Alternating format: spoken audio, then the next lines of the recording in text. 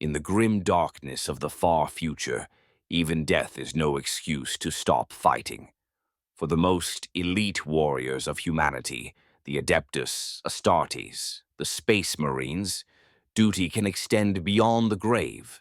Today, we explore the Dreadnought, arguably the most terrifying space marine of all, a fallen hero encased in a walking sarcophagus of adamantium and ceramite, still meting out the Emperor's vengeance. This is a tale of warriors too stubborn to die, of legends who trade mortal flesh for cold steel, and of the eternal bond between a space marine's courage and the machine that sustains him. Welcome to a story of war unending. A dreadnought is not merely a tank or a suit of armor, though it may resemble both. It is a towering cybernetic combat walker, a fusion of man and machine. Picture a 10-meter-tall giant striding through smoke and rubble, its footfalls shaking the ground. Its arms might mount roaring heavy bolters or crackling energy claws that can rip a battle tank in half. Shells that would obliterate an ordinary soldier ping off its hull. It fights with the skill and ferocity of an Astartes veteran, yet has the durability and firepower of an armored vehicle. To anyone facing it, the Dreadnought is war made incarnate, implacable, remorseless, and all but unstoppable. Yet, inside that metal behemoth is something even more fearsome. The remains of a space marine hero whose body was broken, but whose will refused to surrender. A dreadnought is essentially a life support sarcophagus built into a combat walker. Within its armored torso lies a living, if mutilated, space marine, often a limbless, scarred torso, sustained by humming generators and nutrient fluids. This fallen warrior is permanently interfaced with the machine through neural links, a mind impulse unit, able to move the dreadnought's limbs as if they were his own. The massive mechanical arms become his arms, the purring reactor heart becomes his heart.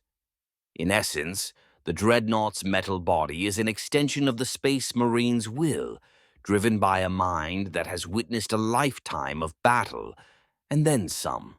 Historically, the concept of the dreadnought stretches back to the Emperor's earliest conquests. Proto-walker suits existed during the Unification Wars on Terra, though those were primitive contraptions by later standards. It was during the Great Crusade that the true dreadnought came into prominence. The Legiones Astartes of that era fielded advanced patterns such as the Contemptor and Deredeo, sleek, powerful ancestors of the modern dreadnought, to great effect. Entire formations of dreadnoughts known as Talons would thunder across alien battlefields, spearheading assaults and crushing opposition that even ranks of space marines struggled to overcome. Many of the dreadnoughts still in service today are literally the same chassis from those ancient wars, painstakingly maintained and revered. After the Horus Heresy, the galaxy-wide civil war that shattered the Imperium 10,000 years ago, much knowledge was lost or restricted, and the sacred art of constructing new dreadnoughts dwindled. The Adeptus Mechanicus guarded the remaining standard template constructs for dreadnoughts zealously. As a result, every chapter in the post-heresy age often has only a handful of these venerable war machines. Each dreadnought is effectively irreplaceable. When one is lost, it's not merely a military loss, but a cultural and spiritual one for the chapter. Over the millennia, there have been attempts to innovate or rediscover dreadnought designs, some successful, like the recent Primaris patterns, and some forgotten.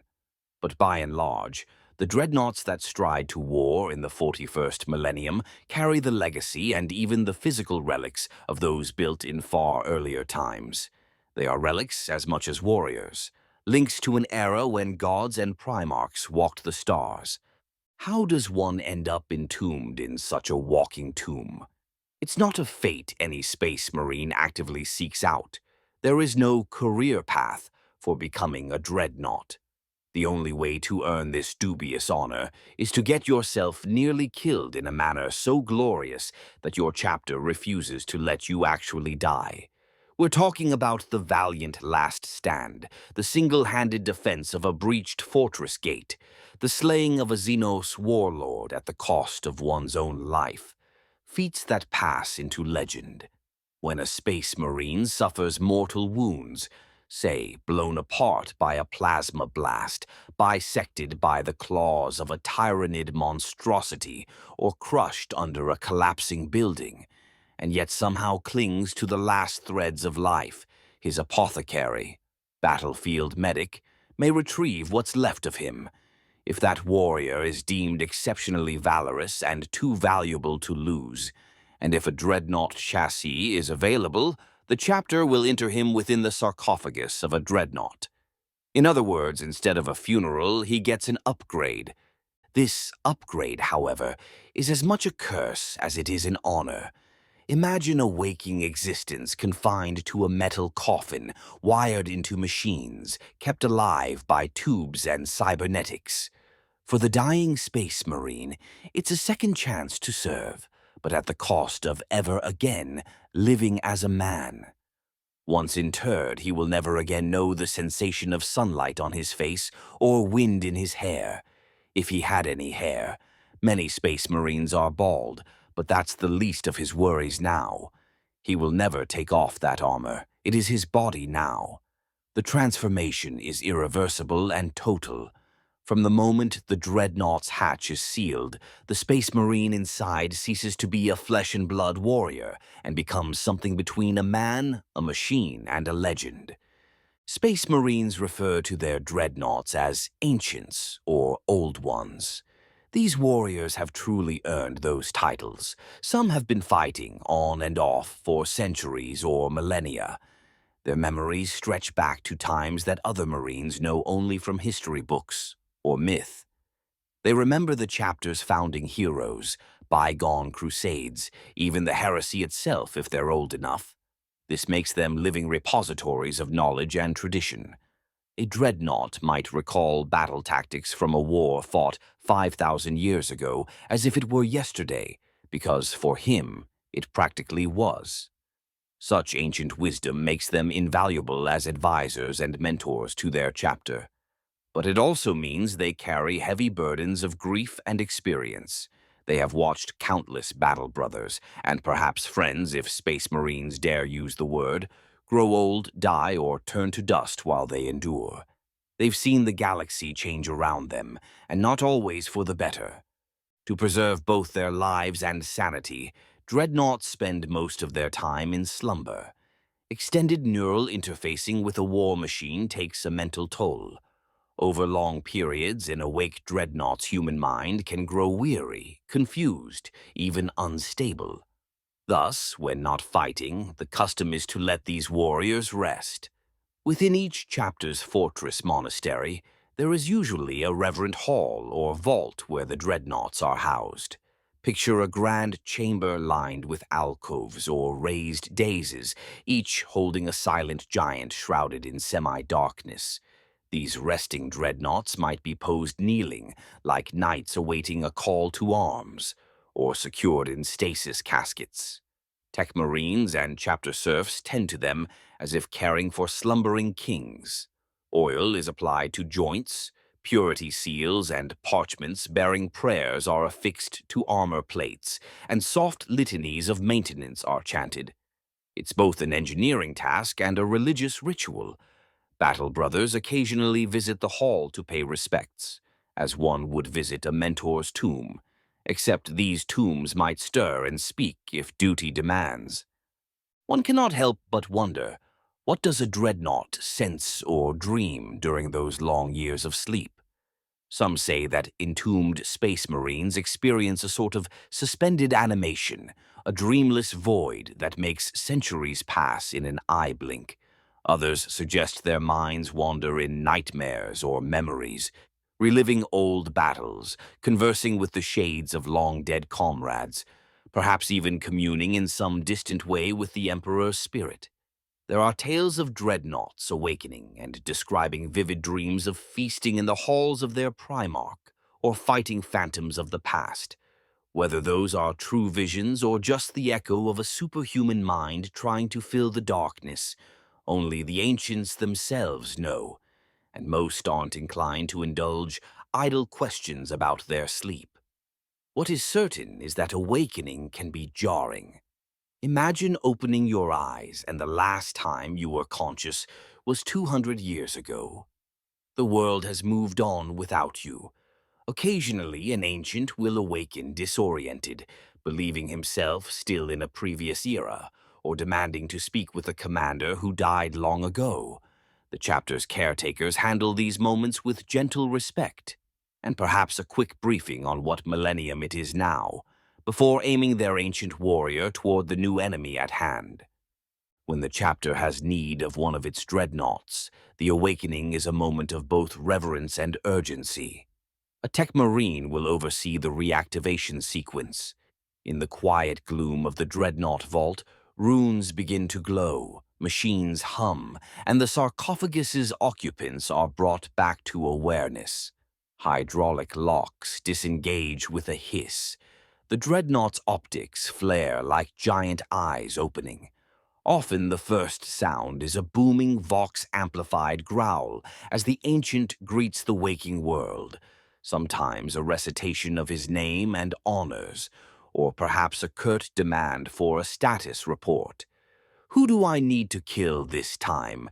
being a perfectly valid opening line for some of them.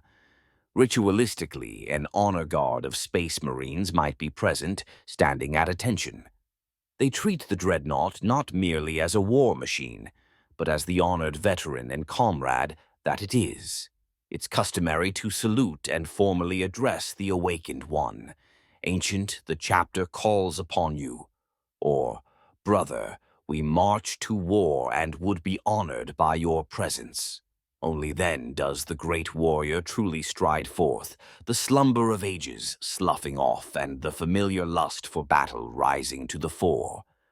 On the battlefield, a dreadnought is a fulcrum of power, serving as mobile heavy support, assault breaker, and inspirational icon all at once. It can dramatically shape the course of an engagement. Let's paint a picture. A fortified city under siege, hostile forces entrenched in buildings and behind gun emplacements. Space Marine assault squads advance cautiously, firefights echoing down ruined streets. Then, with a bone-shaking crash, a dreadnought drops from a Thunderhawk gunship or emerges from a breached gate. Gunfire that rattled the Marine's power armor now pitter-patters ineffectively against the Dreadnought's adamantium hide. The enemy panics as this 8 to 10 meter giant wades forward. A heavy bolter on its arm unleashes a storm of explosive rounds that tear through barricades. A built-in flamethrower gouts cleansing fire into a sniper nest on an upper floor, flushing out screaming foes. Reaching a reinforced door blocking the way, the Dreadnought doesn't bother with breaching charges. It simply slams its power fist into the barrier, tearing it off its hinges in one wrenching pull. The ground trembles under its stride as it leads the Space Marines deeper, a literal engine of war at the forefront. For the enemies of the Imperium, facing a Dreadnought is a nightmare made real. Even the bravest or most fanatic often quail at the sight. A common soldier might empty his entire magazine at it and accomplish nothing except drawing the ancient's gaze, which tends to be the last thing that soldier sees before a burst of cannon fire or a massive metal foot comes down. There are countless anecdotal reports from guardsmen and adversaries alike. The moment when a dreadnought appeared on the battlefield was the moment the fight turned hopeless. It's not just the physical threat, it's the psychological weight. How do you kill something that is already dead? How do you stop a warrior who is literally entombed in armor and has nothing left to lose? Seeing one of your shots blow a chunk off a dreadnought's plating, only for it to keep advancing relentlessly, can break the will of even hardened fighters. It's the sort of terror that sends lesser men fleeing, though if they're lucky, the Dreadnought might not bother chasing stragglers, preferring to crush more significant targets and leave the mop up to younger Marines. For the Space Marines fighting alongside a Dreadnought, the effect is the opposite. It is deeply inspiring and occasionally a little intimidating in an awe-struck way. Imagine being a young battle brother who has only heard tales of the chapter's ancient heroes, and now one of them is literally fighting next to you. You might hear the ancient's voice growling tactical advice over the Voxnet. Squad Beta, move to flank. I will cover. That voice sounds like what it is. A man speaking from inside a vault, amplified through grating speakers, often with a tinge of dry wit or seasoned confidence that no 30-year-old sergeant could match. Fighting beside a Dreadnought, Space Marines feel the weight of their chapter's history driving them on. It's as if the chapter's founder or a legendary hero has returned to lead them. In practical terms, Marines often form up around the Dreadnought, using it as moving cover, coordinating their attacks with its thunderous strikes. The Dreadnought might be directing less experienced brothers, pointing out enemy armor to kill or breaches to exploit. In the chaos of battle, hearing that crackling, authoritative voice say, "Well struck, brother," after you take down an enemy can be the highest praise a young Space Marine ever dreams of. Dreadnoughts themselves come in various patterns and configurations, tailored to different combat roles. The most venerable standard pattern in the 41st millennium is the Castraferum pattern, often just called the MIKV or Mach-4 Dreadnought in some tomes. It's the classic boxy-looking Dreadnought that most Imperial citizens might picture if they've heard of these legends. Typically, one of its arms ends in a gigantic powered fist, sometimes with built-in storm bolters or a flamer, and the other arm is a mount for a heavy weapon, such as an assault cannon that spews explosive rounds, a multi-melta that can turn a bunker to molten slag, or twin-linked las cannons capable of punching through tank armor at range. On its hull, it might also carry auxiliary weapons, smoke launchers, grenade launchers, or a stubber turret. Some Castraferum variants are tweaked for specific roles. The ironclad Dreadnought is an uprated siege model. It carries extra frontal armor plating like a tortoise shell, making it even tougher at close range. Ironclads often wield seismic hammers or chain fists. Imagine a massive jackhammer or chainsaw built into its arm to pulverize fortifications, and shoulder-mounted hurricane bolters or melt-a-gun arrays for extra punch. These are the ones you send in to crack a fortress gate or root out foes in claustrophobic ship-to-ship boarding actions. Another variant is the Hellfire or Fire Support Dreadnought configuration, beloved by chapters like the Ultramarines. A Hellfire pattern forgoes close combat weapons entirely and instead sports long-range guns on both arms. For example, a pair of twin-linked autocannons for mowing down infantry and light vehicles at distance. The Dark Angel's Mortis Dreadnought is a similar concept. The Hellfire Dreadnought stands back a bit more, essentially acting as a walking gun battery that can still relocate as needed, something a regular artillery piece can't do as well. Some chapters maintain unique special patterns. The Blood Angels and their successors, for instance, have the Furioso Dreadnought. The Furioso is all about aggressive offense, usually equipped with two close combat weapons, both arms ending in power claws or fists, sometimes even talons that drip promethium to ignite targets. A Furioso Dreadnought just barrels into the foe head-on, ripping and tearing like an 8-meter-tall metal berserker. It epitomizes the close combat fervor of the Blood Angels. They even have a terrifying offshoot of this, the Death Company Dreadnought, like Cassor the Damned, whom we'll discuss soon, wherein a Dreadnought's occupant is one of those Blood Angels who has succumbed to the Black Rage.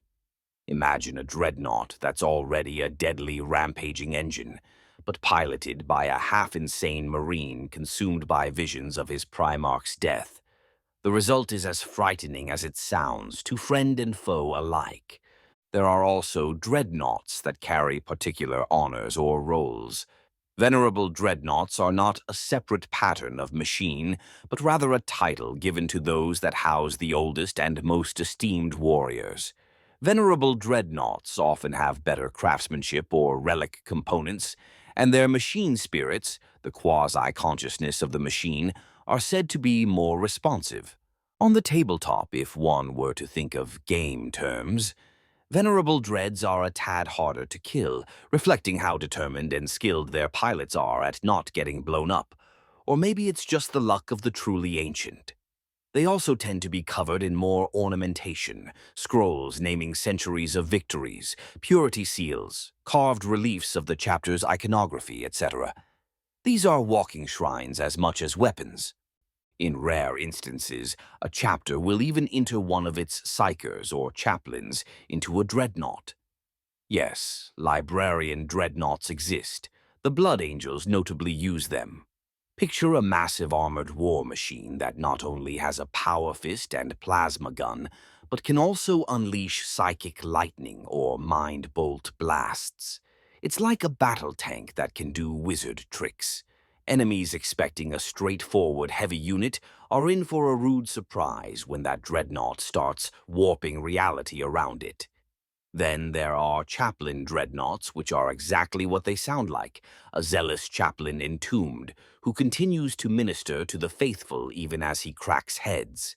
A chaplain dreadnought often bears the chapter's sacred reliquaries on its hull and has a distinct skull-faced helm built into the sarcophagus casing, reminiscent of the chaplain's traditional skull helm. They intone litanies through external speakers, exhorting nearby Marines to fight without fear. In the middle of a battle, you hear this booming metallic voice chanting the Emperor's praise and promising redemption through victory. It's enough to raise any loyal Marine's spirits, and perhaps send a chill down a heretic's spine. Technology in Warhammer isn't static, despite the Imperium's reputation for stagnation, and dreadnoughts have seen some new developments in recent times. With the introduction of the Primaris Space Marines, a new breed of taller, even more genetically refined Space Marines, the Adeptus Mechanicus also unveiled a new class of dreadnought for them, the Redemptor Dreadnought. The Redemptor is a brutish hulk, larger than the old patterns, almost akin to the ancient Contemptors in stature, but built with more brutalist design. Its core is a hyperdense microreactor, which gives it tremendous power, enough to lug around heavier weaponry like the macroplasma incinerator, a giant plasma cannon that can fire in two modes, a standard shot or an overcharged blast that risks overheating but can vaporize even super heavy infantry in one hit, or an onslaught Gatling cannon.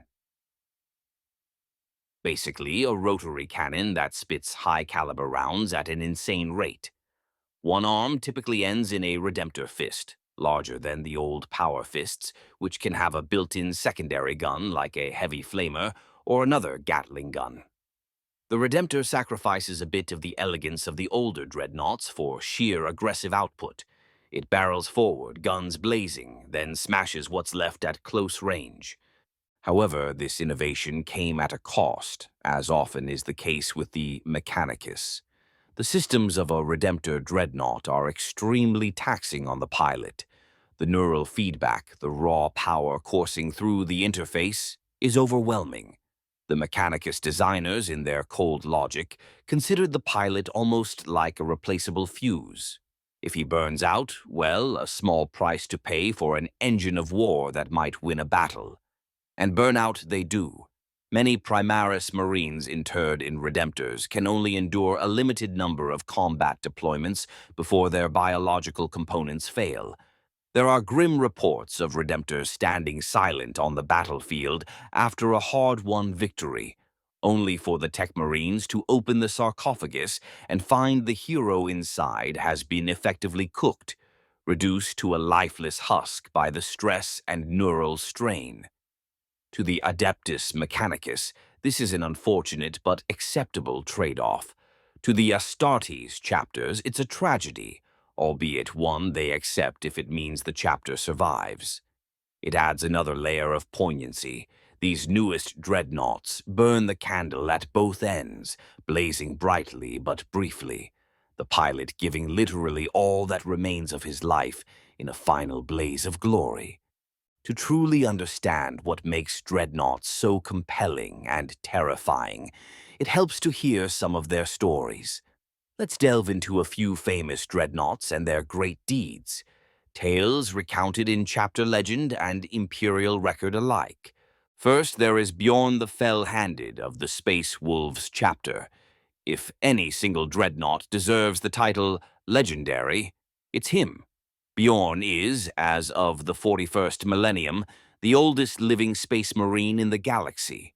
Living in the loosest sense, since much of him is machinery at this point. He fought in the Horus Heresy itself, 10,000 years ago. As a young warrior, Bjorn served as one of Primarch Leman Russ's honor guard. He earned renown during the Great Crusade and Heresy, battling traitor marines and demons alike. His moniker, Fell-Handed, originates from one of those early heroic deeds. In combat with a towering demon of Khorne, Bjorn's hand was severed, yet he still picked up his weapon. Legend says he grabbed a lightning claw from a fallen comrade and leapt at the beast, slashing out its throat. The Primarch Leman Russ, impressed by this fearless act, dubbed him the Fell-Handed and elevated him to his personal retinue. Bjorn even stood by Russ during pivotal moments like the burning of Prospero, where the Space Wolves fought the Thousand Suns Legion. After the Heresy, when Leman Russ disappeared on his mysterious final voyage, Bjorn became the first Great Wolf, chapter master of the Space Wolves. He led the chapter with distinction for many years. Eventually, as happens even to the mightiest, Bjorn was grievously wounded. Some accounts say it was during a raid on a Chaos stronghold, others during an attack by rebel humans.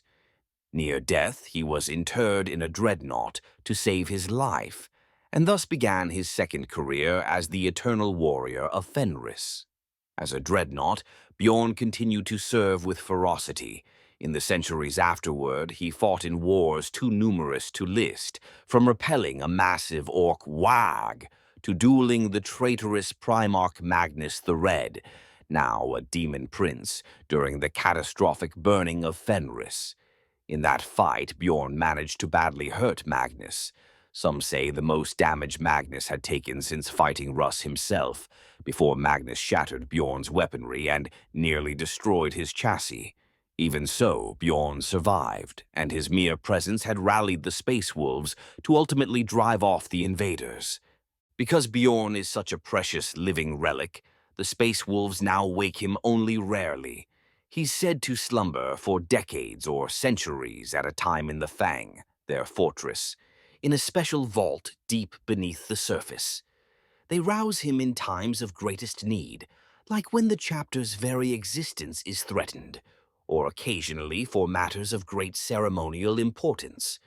For instance, at the dawn of each new century, Bjorn is awakened to attend the Great Feast, a celebration where he holds court and recounts tales of the chapter's ancient past.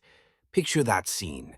A grand hall filled with rowdy space wolves, all pounding tables and drinking ale the way only genetically enhanced giants can, and at the head, a venerable dreadnought, scarred, draped in wolf pelts and honor badges, recounting first-hand memories of fighting alongside their primarch. It's like having a direct conversation with mythology. Outside the Space Wolves, Bjorn is nearly as revered. When he was encountered by agents of the Inquisition after a certain campaign, during the aftermath of the First War for Armageddon, even the proud Inquisitors and Grey Knights present felt compelled to kneel in respect upon realizing they stood before a warrior who had known the Emperor himself. Bjorn, true to his blunt nature, reportedly found this all very tiresome and told everyone to stand up because he had business to settle. That business happened to be him mediating a very tense standoff between the Space Wolves and the Inquisition. And thanks to his wisdom, and perhaps the gravitas he carried, he prevented what could have been a disastrous internecine conflict. Having sorted that out, Bjorn likely grumbled something about needing a long rest and asked to be left alone again. From the hallowed halls of Fenris, let's turn to a tragic hero from a once proud legion. Ancient Relanor of the Emperor's Children was a dreadnought known as the Unyielding, and his tale is one of loyalty against impossible odds. During the Horus heresy, the Emperor's Children Legion betrayed the Imperium under the sway of their Primarch Fulgrim. But not every legionary went along. On Istvan III, the first culling of loyalists among the traitor legions, Relanor proved true to his oaths. He was an ancient of rites, a ceremonial officer and veteran in the legion, already interred in a contemptor-pattern dreadnought after sustaining grievous wounds fighting Xenos before the heresy. When Fulgrim tried to purge the loyal Emperor's children by virus-bombing Istvan III, Relanor survived. He fought alongside heroes like Captain Saul Tarvitz in the ruins of that world, doing his best to thwart the traitors' plans. In the end, Istvan III fell to the traitors, and the loyalist remnants were thought dead. But Relanor endured. For 10,000 years, the lonely dreadnought remained on that poisonous, lifeless planet, hiding beneath the wreckage, sustained by hatred and whatever slim resources he had. He was utterly alone. His only companions the whispers of memory and the all-consuming need for vengeance on his turncoat, Primarch. Fast forward millennia. Fulgrim, now a debased demon prince of Slaanesh, did eventually heed a curious signal from Istvan III. It was Relanor, broadcasting a lure. When Fulgrim arrived to investigate this ghost from his past, Relanor made his final stand. He had rigged the entire area with one of the unused virus bombs that had failed to detonate during the original atrocity.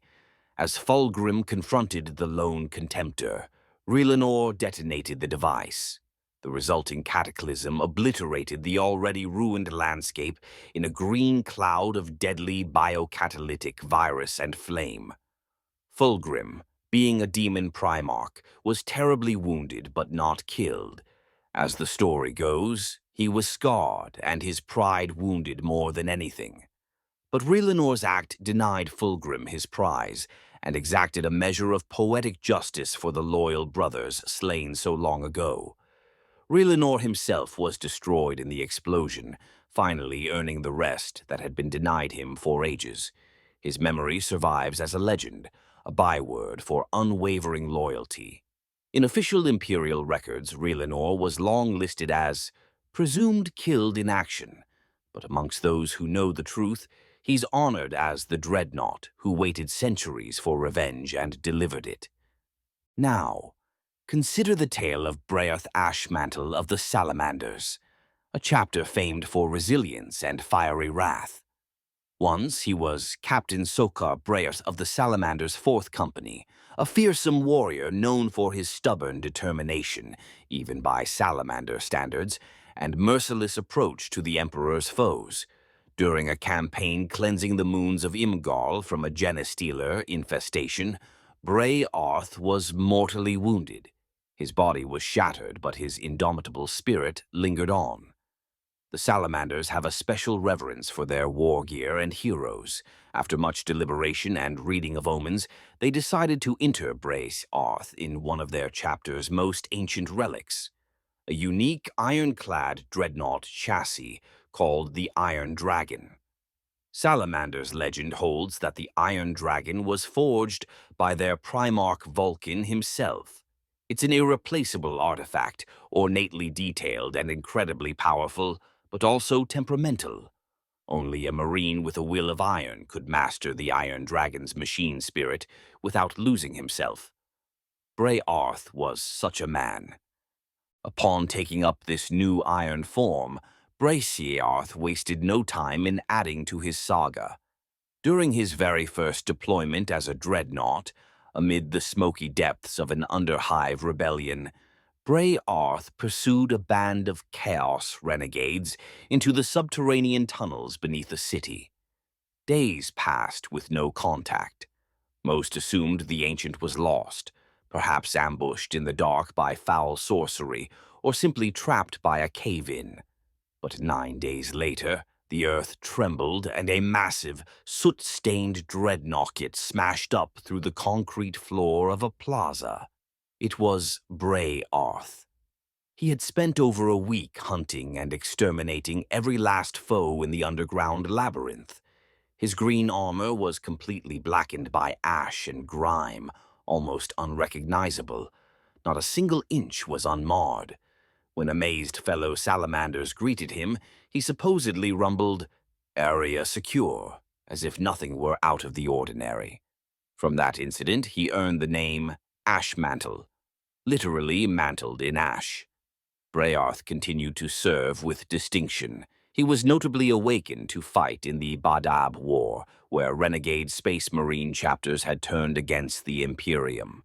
There, Ashmantle tore through traitor strongholds, his ironclad frame impervious to heavy fire, exacting Vulcan's wrath with flame and fist. Such was his reputation that even after victory, Chapter Master Tushan is said to have allowed Braciarth to return to his rest only begrudgingly. The Ancient would have eagerly continued smashing the foes of man without pause, but even a Dreadnought's might has limits and need for maintenance. To the Salamanders, Braciarth Ashmantle remains a revered figure, the embodiment of their forge-tempered resolve, literally walking through fire and darkness to emerge triumphant. Not all Dreadnought sagas are purely glorious. Some are bittersweet or downright horrifying. One famous or infamous case is ancient Cassor, better known as Cassor the Damned, of the Blood Angels. His story exemplifies the unique curse that chapter bears. Long ago, Cassor was Brother Captain Keeler, alternatively recorded as Kezellon in some sources, of the Blood Angels' Second Company, a peerless warrior, undefeated in duels, with centuries of service. During a campaign against the Eldar, he was cut in twain by a Xenos blade. Miraculously, his will kept him clinging to life. The Blood Angels interred him in a Dreadnought, allowing this champion to fight on. For nearly 300 years, he did just that, earning the nickname the Fury of Baal for the wrath he visited on the chapter's enemies.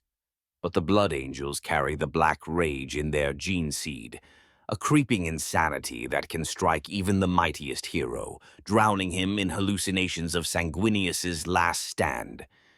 Tragically, even in the cold, metal form of a Dreadnought, Brother Keeler succumbed to this genetic curse. Imagine the horror. One day, the Blood Angels Tech Marines go to wake their ancient champion, and he's gone mad inside that sarcophagus, roaring and thrashing, believing himself on the slopes of the Imperial Palace fighting Horus's armies. They manage to restrain him. One shudders to think how much trouble it was to subdue a rampaging Dreadnought. Following tradition, they repainted his armor black with red crosses, marking him as one of the Death Company, those consumed by the Black Rage. He was given a new name, reflecting his damned condition, Cassor. They chained his limbs when he wasn't in battle, literally chaining the Dreadnought to a secure hold so he wouldn't launch into a berserker fury at inappropriate times. Cassor the Damned became the chapter's crazed attack dog, unleashed only in the direst battles where his destructive rage could be pointed solely at the enemy. During the Cryptus campaign against a massive Tyrannid invasion, Cassor was set loose alongside other Death Company Marines. In the apocalyptic struggle on the moon of Asphodex, he actually saved the life of Captain Carlin, the Blood Angels' first company commander.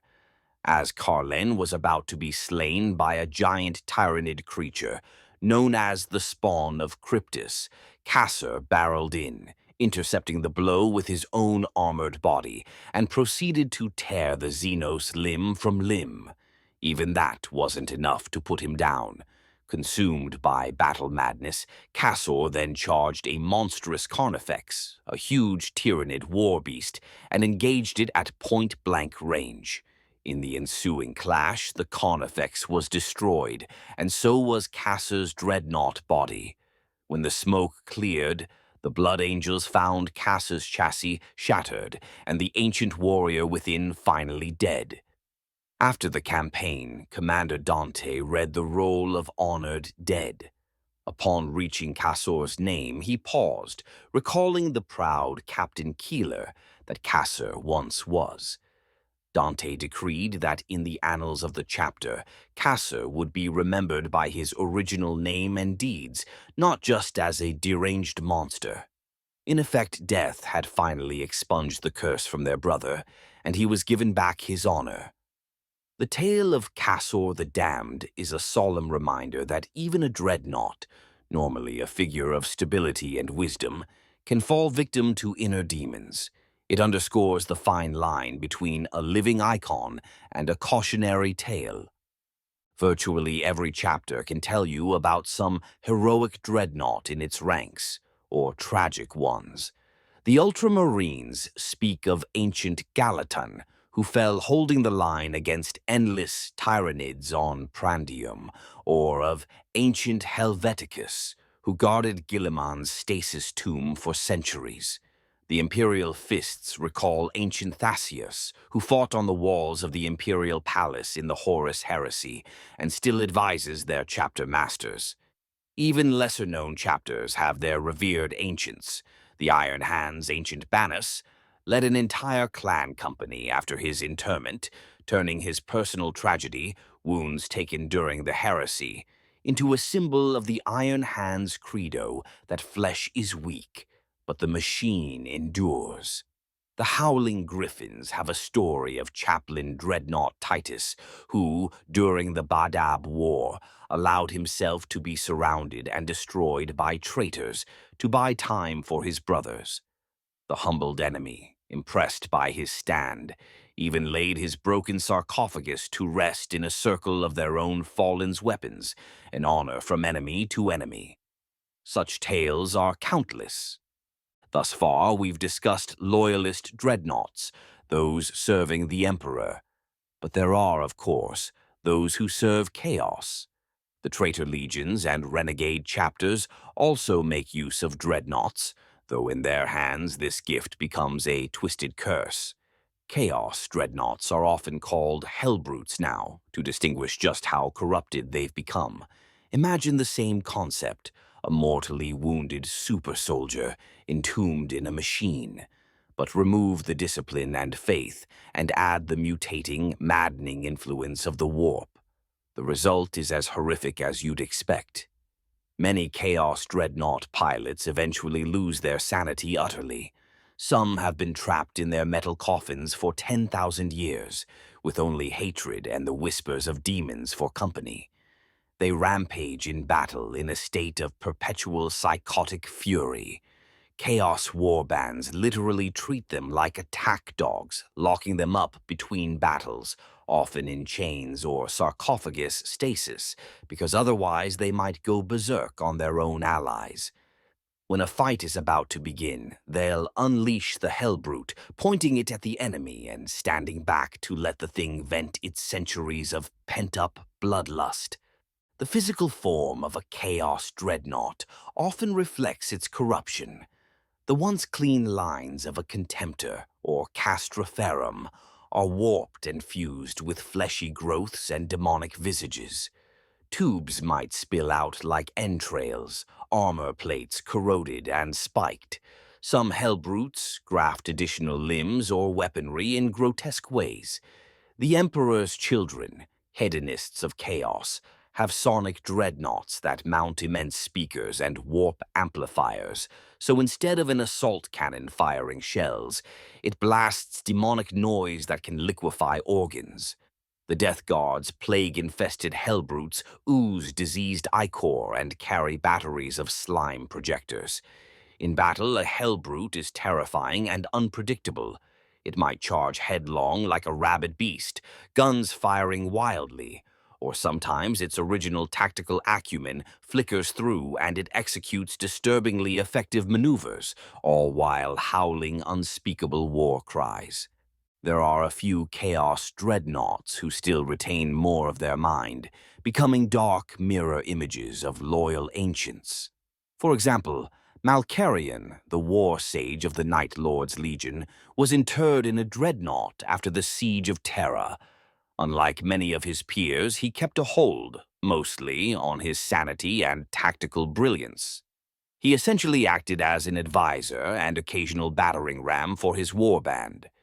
In one famous incident, his warband was being torn apart by internal rivalries and hunted by other traitors. A young Night Lord officer, desperate for guidance, awoke Malcarion, who had refused to be active for centuries. Malcarion promptly took command and led them in a campaign that temporarily restored their fortunes. During that campaign, he confronted a Blood Angel's dreadnought named Raguel. Ironically, Raguel was a loyalist whom Malcarion had actually slain in person during the Siege of Terra 10,000 years earlier, and who had later been interred in a dreadnought himself. In a grimly poetic duel, the two ancient enemies, one traitor, one loyal, both far removed from who they once were, fought again. Each essentially killed the other for a second time. Malcarion was last seen collapsing after ripping Raguel's sarcophagus open. Malcarion's story ended there, more or less. There are conflicting whispers that his cruel brothers dragged his remains along to try to repair him against his own wishes to die. It illustrates that a dreadnought's longevity can be as much a curse for traitors as for the faithful. Even a strong-willed traitor like Malcarion eventually succumbed to an existence of unending war and woke into a galaxy that held nothing but hollow purpose for him. Another illustrative case, the Hellbrute Karvik of the World Eaters, a traitor legion. Karvik was said to have moments of lucidity where he realized he was a monster and begged his fellow World Eaters to let him die. They, of course, did not. Instead, they deliberately goaded him into berserk rages because they found it useful and, frankly, entertaining. His every waking moment was pain and anger, and he had no choice but to unleash it on anyone in reach. One day, perhaps his wish was granted, and an enemy destroyed him. But who can say? The Chaos Gods take a perverse pleasure in denying final rest to their pawns. The existence of Dreadnoughts, both loyal and traitor, underscores one of the core truths of Warhammer 40,000. There is only war, and it never ends. The Loyalist Dreadnoughts are the embodiments of duty eternal, heroes who quite literally fight beyond the grave. They're terrifying to the enemy because you cannot deter them, cannot demoralize them, and often cannot even kill them unless you obliterate them entirely. They don't feel fear or pain the way a normal being would, or rather, even if they do, it won't stop them. How do you scare someone who has already faced death and come out the other side? Good luck. If anything, it's the Dreadnought who instills fear in you by showing that the Emperor's wrath is so great that not even death will make it back off. For the Space Marines themselves, Dreadnoughts are a source of both great pride and a subtle, unspoken dread. Every battle brother knows, at least in theory, that he could one day be chosen for this honor. On a practical level, they all revere the ancients and would be awed to have their guidance. But in the quiet of their own hearts, some likely think, would I want that if it came to it? To never truly die, but never truly live again either? It's a heavy question. We outsiders might romanticize the Dreadnought as a glorious second life, and indeed it is a form of immortality, of continued glory and service. But it's also a surrender of one's flesh and a commitment to indefinite war. Space Marines live for war, yes, But even they have moments of fellowship, of rest, of simple bodily pleasures like food or drink, or for the space wolves a good mug of ale. A dreadnought has none of that. Many are basically stored away until battle, in darkness, in silence. It can be argued that their existence between wars is akin to death, with only brief awakenings that might be confusing or disorienting. It's small wonder that some are grumpy or curt. Their patience for frivolity is zero. And yet, despite that somber aspect, the Space Marines consider it one of the highest honors. Because what greater act of devotion is there than to give not just your life, but your death to the Emperor? To say, even in death I still serve, as is inscribed on many Dreadnoughts sarcophagi. In a universe assailed on all sides by horrors, heroes who won't die are as necessary as they are frightening. In the end, Dreadnoughts stand as enduring symbols of the Imperium's will. They are brutal, they are relentless, and they carry within them the wisdom of ages. Enemies call them dead walkers, or the ancients, with a mix of fear and respect.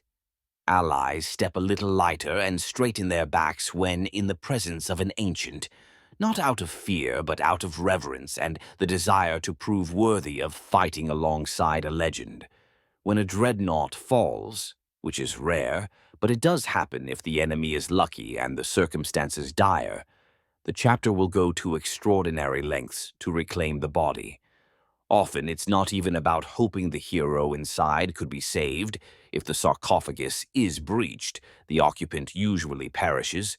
It's about preserving his remains and the machine for proper interment and honor. Many a last stand has been fought over a downed dreadnought's chassis, with Marines willingly dying to ensure their ancient's body isn't defiled or lost. If recovery is impossible and a dreadnought is truly gone, the company or chapter affected will hold funeral rites akin to losing a founding father. To the common people of the Imperium, if they ever witness a dreadnought, it must seem like seeing one of the Emperor's avenging angels cast in metal. Many Imperial citizens live their whole lives only hearing fantastical rumors of such things. If one strides through their hive city streets one day, they probably think a god has come to save them. Perhaps in a way one has. So, dreadnoughts, the most terrifying space marines. Terrifying for the enemy, certainly, these towering engines of destruction piloted by undying heroes. But perhaps on some level, slightly terrifying for the Space Marines themselves. A reminder that their duty truly has no end, that even death is not an escape from the burden of service. Terrifying and inspiring and sobering all at once.